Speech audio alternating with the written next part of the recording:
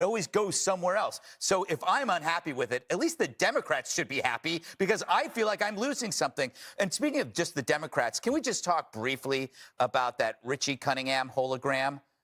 Oh, you mean Joe Kennedy Jr. Response to the State of the Union. Union. Yeah. I mean, if you want to talk about leadership, compared to Trump, that was a student council president. Where was Potsy and Ralph Malph? And the guy had enough chapstick on his face to cover the entire Olympic bobsled team. I do want to get your quick reaction on AKA Potsy, and then I want to play another quick soundbite of the president saying he wants to reopen Gitmo. So let's listen to the Gitmo first, and then you can take on Potsy.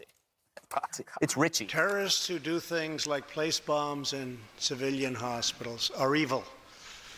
When possible, we have no choice but to annihilate them. When necessary, we must be able to detain and question them. But we must be clear, terrorists are not merely criminals. They are unlawful enemy combatants. That's significant. Well, I've always been for keeping Gitmo open and for the purpose of it, which was to hold enemy combatants and to be able to question them. And there's been this constant tension of should you bring them to the United States where they would get all the due process afforded to people who are in the United States. And I think the answer to that should be no. Al-Baghdadi was a prisoner at Gitmo. He was released. Where did we catch him again? Mm-hmm. You know, or he's out there committing terrorist acts. So, but again, that's another point that is something you don't actually have to have in this speech, in an hour and 28-minute speech or 20-minute speech. You could have probably left that one out, but it was used to needle the other side. And so there's lots of things you could add in or not. I will say about Joe Kennedy, I think people are being really mean. Like, you are being mean? No, but everyone's being mean. Like, yeah. I don't like to go after somebody. I didn't like it when they went after Jindal or Marco Rubio or anybody who does these responses. It's a miserable thing. I actually think, though, that the Democrats had to be fairly happy with that. Are they working on a car behind him? Okay, and then there's that whole thing about like the sins of the uncle twice removed or something.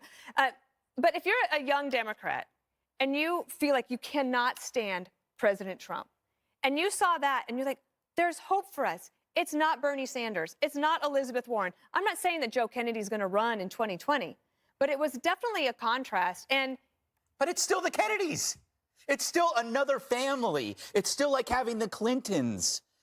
You're just drawing from the same family. Is it like having the Trumps, having the daughter in the White House? Wait, is it Trump? No, you missed my point. Juan, listen. I'm talking about political dynasties. Trump's not a political dynasty. Oh, no. The Kennedys are. He they just keep has churning his them sons, out. He has his daughter. He has... You are completely missing my point on purpose. You think? Okay. Yes. Let me just say, you're deliberately being dense.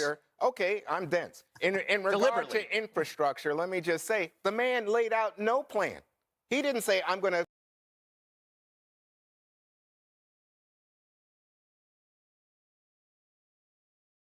think that you should, if you're saying, let's work on this infrastructure, Democrats, you want to do it, let's get to it. Chuck Schumer had an op-ed in the Washington Post yesterday saying, this guy is talking about private fees, maybe even raising gas taxes. Americans aren't going to respond well to that. Rural communities are going to be left out. I agree with you. Where is Trump on that? And when it comes to something like this business about Americans are dreamers too, how can you not see that as somehow making it as if you are the equal of a child that was brought here without any volition on their part? We are. Brought here as a child and is seeking the opportunity to fulfill their American dream. So wait a second. They are more special than an American here.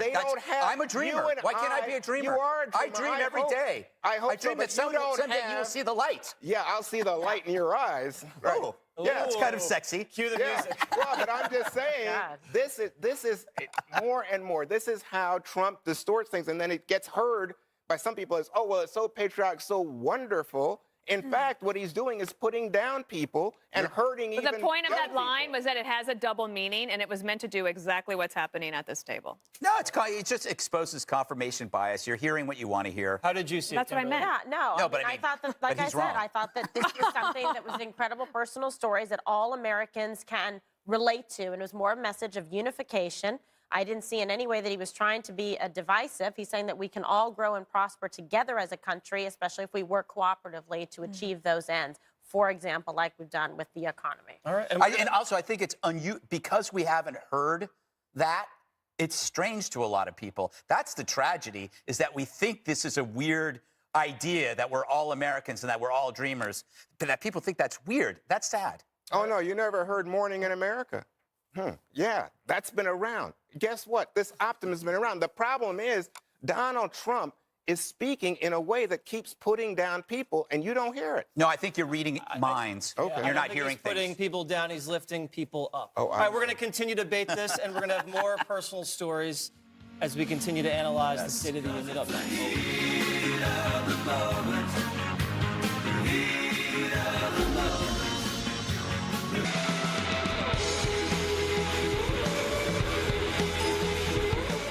Before we cover the speech some more, let's take a test. In terms of success, who would you rather be? This or this? It's good to start with perspective, given that most polls show widespread approval, upwards of 75% for Trump's speech. Still, the loyal opposition couldn't let go of their emotionally clouded bias. As Trump mentioned good news, they frowned. One clown even bolted when a patriotic chant broke out. And they speak of division. They sat when they should have stood, even for the flag. You think Americans didn't notice that? Trump placed that moment right in our faces. The Dems are confused. Trump's hitting all the high notes, and they don't know what to do. They're officially Dean Wormer from Animal House, always scowling at good news. Schumer looked like he didn't know whether to wind his watch or cry. Pelosi looks like she discovered her chauffeur had just broken wind. And when Trump called out socialism, half the Dems looked nervously toward the exits. Someone should have checked on Bernie Sanders. Did he expire from too much common sense? If the old saying is true, that progressivism is the fear that someone somewhere is making America look good, then this was a really bad night for progressives. That's why the media couldn't handle it either. Immigration is his one opportunity to have a big success quickly. But I have to tell you, I think his rhetoric last night set things back, did not advance the ball forward. Calling this a healing speech is almost like going on a diet by drinking a Diet Coke and eating a pizza. That's as much of a healing speech this was. You tell me What about the that room is supposed to respond like this to the great dictator? That was like her when he was running. So Trump set a trap for the Dems and the media that exposed their biases. But hey, everyone has a role to play, and in team sport politics, someone's got to be the loser. Pelosi, Schumer, the hapless media, they do it all so well. All right, Jesse, what do you make of do you think the Democrats should have been more gracious, or is this to be expected? Remember, there were people that were like this with Obama. I mean, there were people that shouted at Obama during one specific event that I can't remember. You lie? Yes, you lie. Is that Joe Wilson? Yeah. I just think the Democrats look like the media out of touch with the American people. If you have snap polls saying that they thought it was unifying, uplifting, Yeah. and he deserves more credit for the good success of America, and then the media is saying it's gloomy, it's dark, it's poisonous, there's a huge disconnect. So you had Frank Luntz and Zogby, two big-time pollsters, both say home run, and if he continues to perform like this, the Republican Party may save the House and the Senate, and he's going to even win re-election. But not only did they not clap at some of those moments you just brought up about the rising wages and more jobs, they didn't clap when there was talk about a pathway to citizenship, lowering drug prices. They didn't clap about destroying ISIS.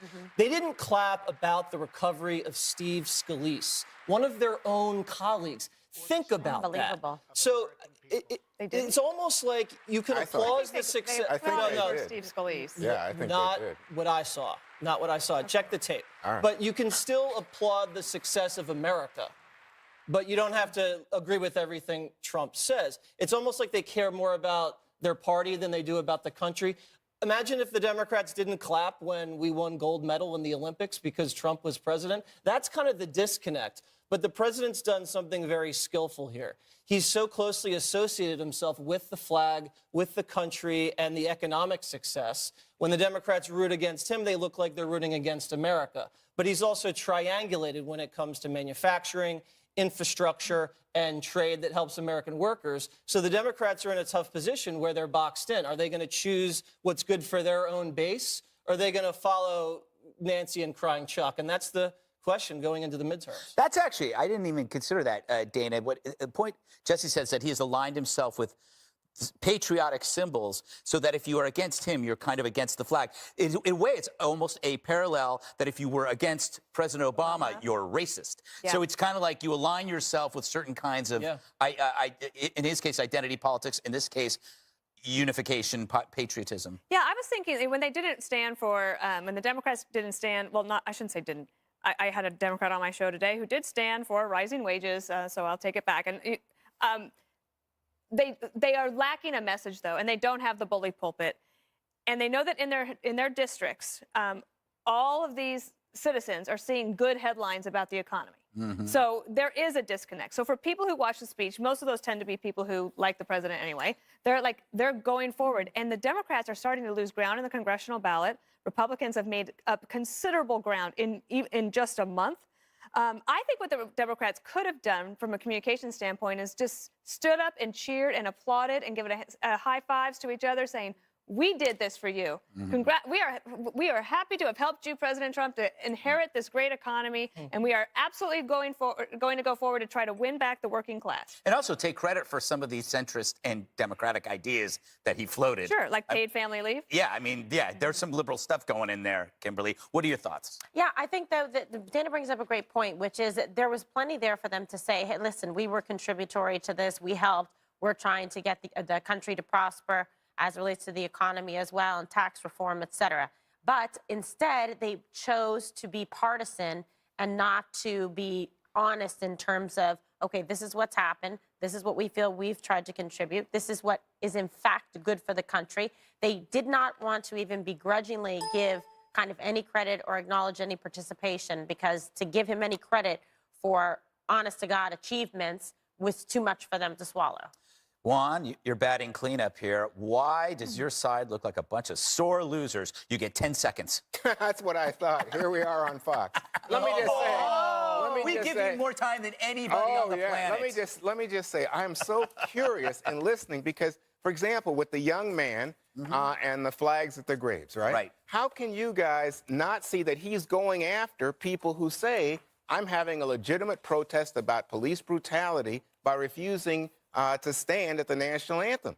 That's a choice that people are making. But what Trump has done is he has now demonized anybody who doesn't stand with this little boy who's bringing flags to a grave. How can you not do it? Well, I'll tell you how you can't do it, because you're so upset and you want America to know that there's police brutality in the world. Right. And similarly, let me just say, with regard to wages, yes. How can you not say, oh, Trump says, wages are up under me? Guess what? Wages have been rising since 2014. You're doing that in the E-block. I'm just telling you that there is so much here that Trump steers and distorts and twists, and you guys say, oh, he's patriotic, everything is great. I just think it's, All right, but I just want to respond to that. I got to move on.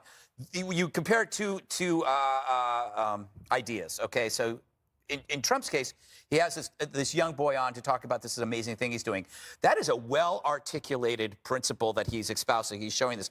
The kneeling stuff was poorly articulated. Nobody really knew what it meant. People had to keep repeating it over and over again, and it became a question of patriotism, not a question of brutality. If they had done something if they'd gone to their police department and protested there, that would make sense. That's why you're comparing a well-articulated vision with one that was convoluted, and they're wrapping It wasn't convoluted. You forget Colin Kaepernick was very plain in saying why he was doing it. Didn't work. I mean, it worked for a while. I don't know if you think it worked or not, but I'm going to tell you, a lot of people are sensitive to the argument. He was on the cover of GQ. Police. Yeah, and a lot of people are more sensitive and more aware now because of Black Lives Matter and Colin Kaepernick. Juan's defending Democrats not standing for the flag. Let him. For the flag. Also, Jesse pointed out to me on the sheet, it says that Democrats did not stand for Steve Scalise. I thought that I saw that. I saw people stand. I don't know what's going on. They might have applauded. They didn't stand. But this is where we are in America. Yeah, this is grievance You get graded politics. on where your posture. I was sitting the entire time because I was, drinking wine on a train. Coming up, more from the State of the Union. The president's words on the grave threat of North Korea next.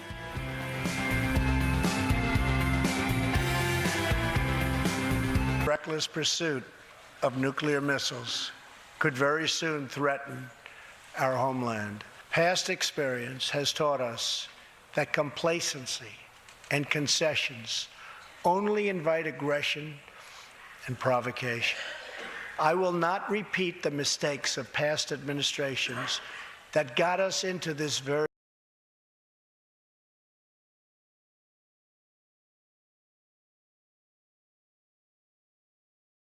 Korea. He highlighted the brutality of the regime with two very emotional stories, beginning with University of Virginia student Otto Warmbier. After a shameful trial, the dictatorship sentenced Otto to 15 years of hard labor before returning him to America last June, horribly injured and on the verge of death.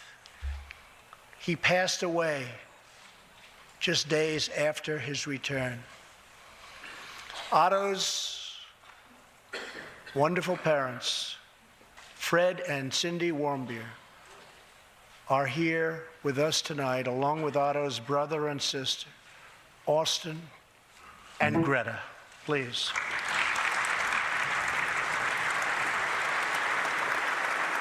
The Warmbiers were just one of many stories that the president recounted last night that Kimberly helped us remember that 2017 was such a year full of news and a lot of tragedy and sad stories that have geopolitical consequences, like with North Korea. Absolutely, and just when you're reminded of what the president did to intervene to be able to get Otto home, and then sadly that he had passed away and the condition that he was in had, deteriorated so poorly, but at least the parents got to see their son. It was a very emotional moment. Everybody really, moved by it. How could you not be for the loss of a child like that you were trying so desperately to try to protect?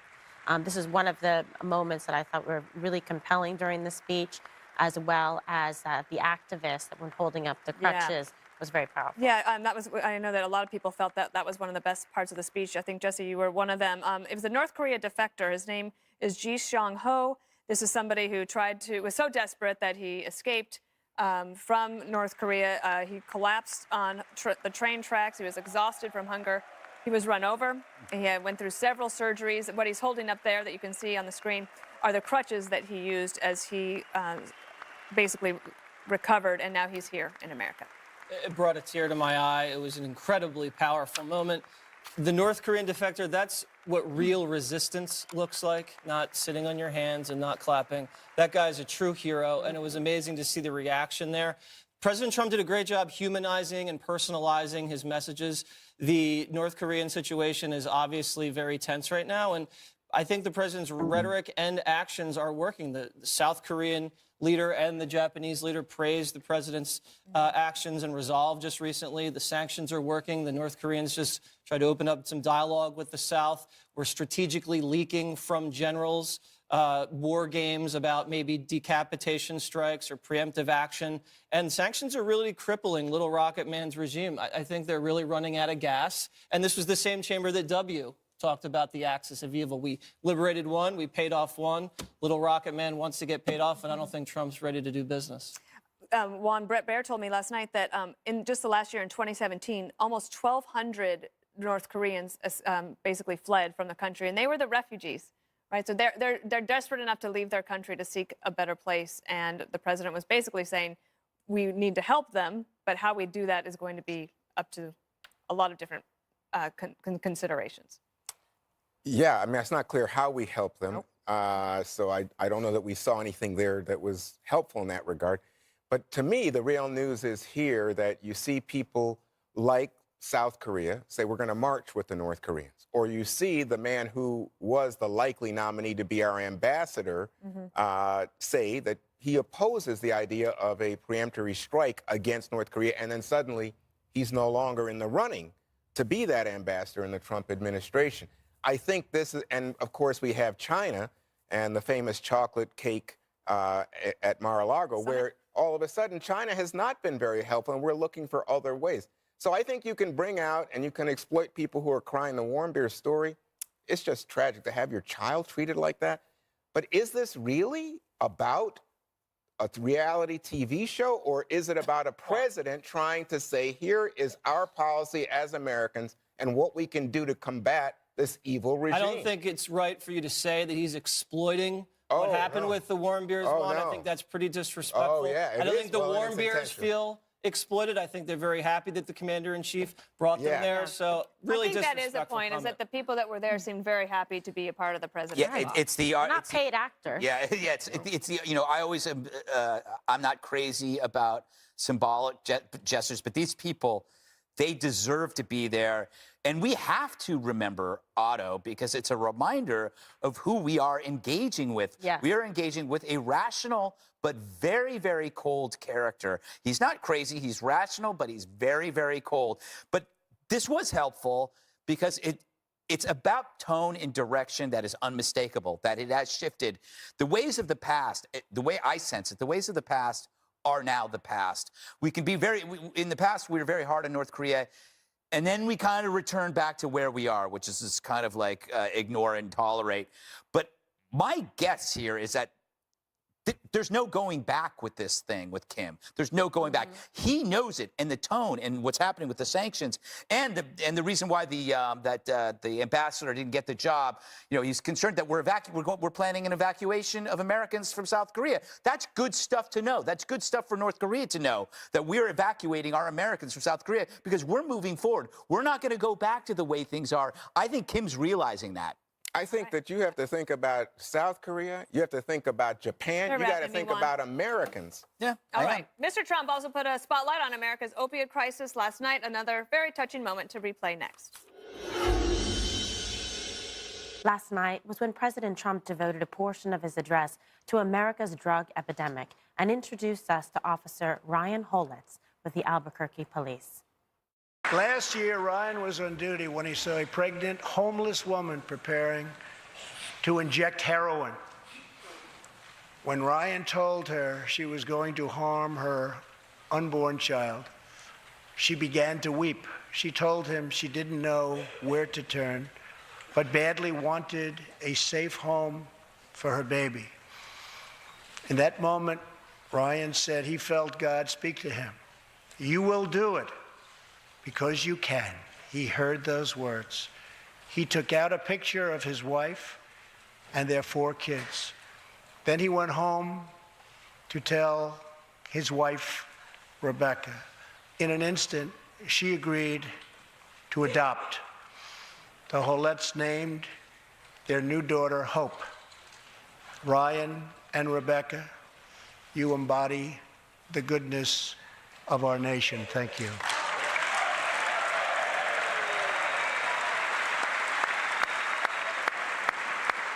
What an incredibly touching and memorable moment, Dana, to see that, the compassion and the service of an officer, and then really taking it into his own hands to do something more than just serve that day, but to take care So of adoption is one of the most beautiful expressions of love, and it will be very interesting to see if there are increases in adoptions of babies that are born to opiate-addicted mothers in the future. That's very likely after something like this.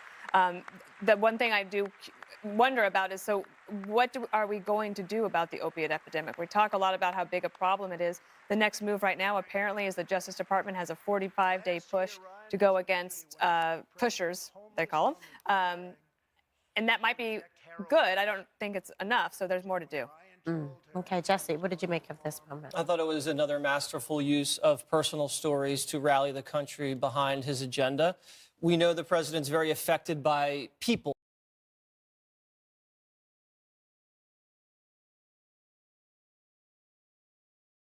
Send those Tomahawk missiles into Syria.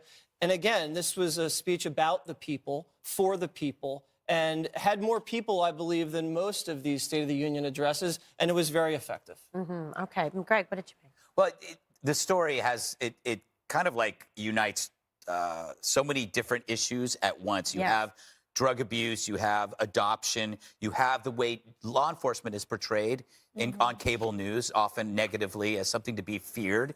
And in this case, you see that it isn't, and it's all wrapped into one story, which is, I think, refreshing for people to see. I think for me, it's about the occupation that people have been denigrating, and it's not. And in this story, it's not about government doing good. Right. It's about an individual doing good. It must be hard for a lot of leftists in that room not to shout "No justice, no peace" when they see a cop uniform. Right, yeah, great point. The judge likes it. Okay, so Juan, when you see something like this, you have to be touched because this is a very serious epidemic in our country that so many families are facing and loss of life and loved ones through opioid abuse and addiction. And when you see a situation like this, an officer coming in and taking a child, making a difference, it's a memorable and teachable moment for people to see at home. No, I think it's an emotional moment that the president uses because, again, here's a situation, Kimberly, where you have an epidemic sweeping the country. An epidemic. 64,000 lives lost last year. And what do we see here? We see a situation in which the president is going after a new war on drugs instead of talking about how we can help and rehabilitate people, instead of talking about how we can heal people. He's saying, we're doing away with Obamacare. So all of your drug treatment, all of your rehab, not available to you.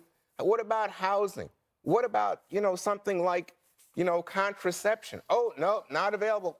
At some point, you got to stop and think. So this is a reality show, and we're supposed to all be crying for the policeman and the baby, but we lose track of our national policy and what's actually being done? So you see an adoption of a child, and you go, he should talk about contraception. Right. Okay, that doesn't yeah. Stay right there. The 5 State of the Union breakdown is going to continue next. Stay with us. Stands at the lowest rate ever recorded.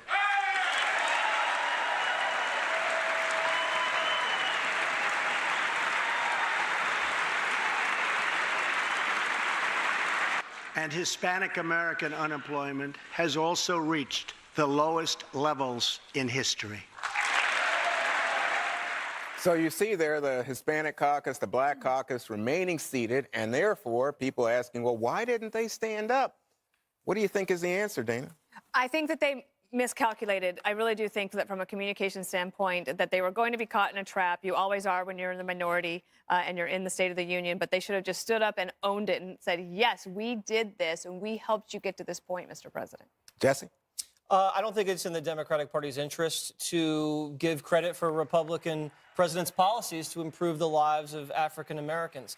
If President Trump's policies increased home purchases, education statistics, wages, lowered the crime rates in the inner city, lowered health care premiums. If all of those things happen in Black America under President Trump's tutelage, he still would not get credit. Well, let me just say, what about the idea that, in fact, unemployment rates have been declining for both blacks and Hispanics since 2010, steadily, and you get less or about a 1-point change, and Trump wants to take all the credit. He doesn't say. I think a rising tide lifts all boats. He doesn't say he doesn't thank deserve you. all the credit. I but did. It's Oh, okay to wait say, a minute. He took all the credit. This is happening. All politicians take credit when things happen on their watch. In other words, if Trump tells a lie, it's a good thing, America. It's not a lie. Kimberly, what do it's you at a think? historic low. Kimberly, what did you think of the fact that they stood? They sat, I should say. Yeah, I was disappointed. I would have liked them to acknowledge a tremendous achievement and accomplishment because it's good for the country, and there's honesty in that. And I think people are tired at home of seeing the partisan politics and just the gamesmanship. If you actually applauded that, then there's credibility and integrity and authenticity there, because why wouldn't you be happy of that kind of achievement, whether or not you feel that it was partly, in fact, due to President Obama or not? The point is, Take the outcome. credit out of it. Yeah, the outcome is what you should be focused on, that it's impactful to people's lives. And similarly, in terms of outreach, he says, and we did away with the individual mandate. He doesn't call for repeal of Obama, but we did away with the individual mandate. And then somebody says, oh, why aren't people standing? Maybe they don't agree with him, Greg. Well, you know what it is? It's if you don't like someone who does something good, you overestimate the situation and you underestimate the disposition. It's like if Tom Brady wins, it's not because he's great, it's because of the refs. So in this case, if Donald Trump does something good, you overestimate the situation. It's not him, it's the previous administration. Yep. And then you underestimate the disposition. It's not due to Trump or his character. So that always happens. Likewise, inversely, if it's somebody you like who does something bad, you blame it on the situation and you overestimate the disposition. So if he does something very bad, a pro-Trump person will say it's not his fault. It's those crazy Democrats. And Brady's losing, by the way. Yeah. For the record. Yeah, I don't know. That was pretty complex. But anything to defend Trump. One more thing. I did. Oh, my God. Jeez Louise. It's time now for one more thing. Yesterday, when I was down in D.C., I stopped by to see my niece in Georgetown, and we had a very, very nice time there. She's giving me a high five, which really hurt. I'd also like to give a special shout out to Jake Leckie over here in studio. He runs a company called Hudson Sutler, one of the best brands out there, one of my favorite brands. Go check it out, the best bags in the business. Dana. Okay, I want to welcome to the world Hudson Thomas Fritz, who was born here in New York last Friday, January 26th. Hudson came in a good 7 pounds, 8 ounces. Lauren and Matthew Fritz are the parents. They are thrilled with the new baby boy, as is the whole family, but they say he hasn't figured out that nighttime is for sleeping. Very God cute. bless. That was wonderful. Kimberly knows nighttime's for sleeping. Yes. All right. Well, an Oakland County, Michigan sheriff's deputy is being hailed a hero after a dramatic dash cam footage was captured of him rushing in towards a burning car to save an 18-year-old driver. So the deputy witnessed the driver speeding, gave chase. The 18-year-old lost control of the car, and it flipped and burst into flames.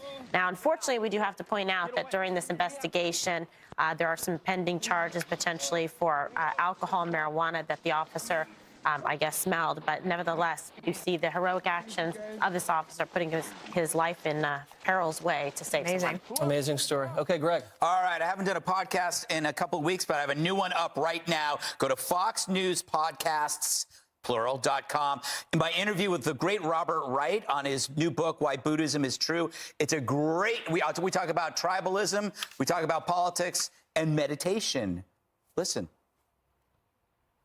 Oh, I'm not playing. Oh, I thought you were. I'm not playing. That was meditation Okay, side. all right. Exactly. Okay, come on. All right, so quick note for your weekend reading pleasure. I want you to pick up Media Madness, Donald Trump, the Press, and the War Over the Truth. It's by Howie Kurtz, who I've known since we were young reporters at the Washington Post. It's a deep dive into Trump's troubled relationship with the press, talks about some of the White House chaos, including leaks and Trump's defiance disorder. So congratulations to Howie Kurtz. Thumbs up all around to the host of Media Buzz. It's a real page-turner. Take a look. Indeed. All right, go check it out.